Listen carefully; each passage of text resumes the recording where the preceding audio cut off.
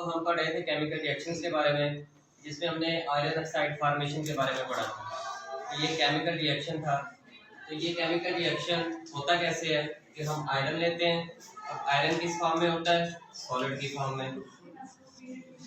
Iron का जब reaction होता है ऑक्सीजन के साथ, ऑक्सीजन किस फॉर्म में होती है? गैस की फॉर्म में। तो प्रोडक्ट हमारे पास क्या आता है? Iron oxide. ये भी सॉलिड की फॉर्म में होता है, ठीक है। तो आयरन ऑक्साइड बनता है। अब ये केमिकल रिएक्शन हम लोगों ने कोशिश की थी इसको परफॉर्म करने की।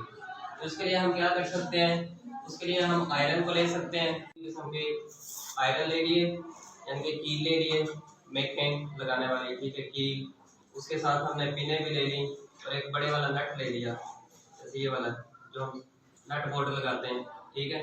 तो हमने इनको वाटर के अंदर भिगो के रख दिया, कुछ दिनों के लिए रख दिया ताकि इसका रिएक्शन होता रहे। और कोशिश की हमने कि इसको ऐसी जगह पर रखें जहाँ पर नमी कुछ ज़्यादा हो, ठीक है, क्योंकि जितनी नमी ज़्यादा होगी रिएक्शन की स्पीड उतनी तेज़ होगी, उतना जल्दी रिएक्शन होगा।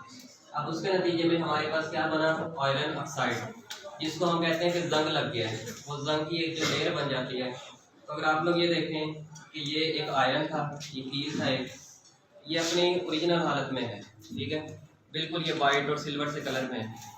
इसके ऊपर अभी कोई रिएक्शन नहीं हुआ।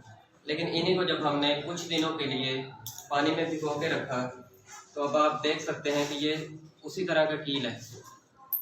सॉरी, हम एक और ले लेते हैं। तो इसमें देखें, ये नीचे वाला हिस्सा आपको नज़र आ रहा होगा, ब्लैक हो गया, ठीक है। जो सामने बैठे उनको अच्छे से नज़र आ रहा है। आप देखें ये जो है ब्लैक हो गया।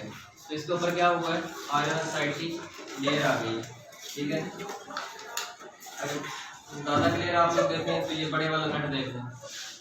अब ये इसके ऊपर ब्राउन सा कलर हो गया इसका, इसके ऊपर जंग लग गया, ठीक है। तो ये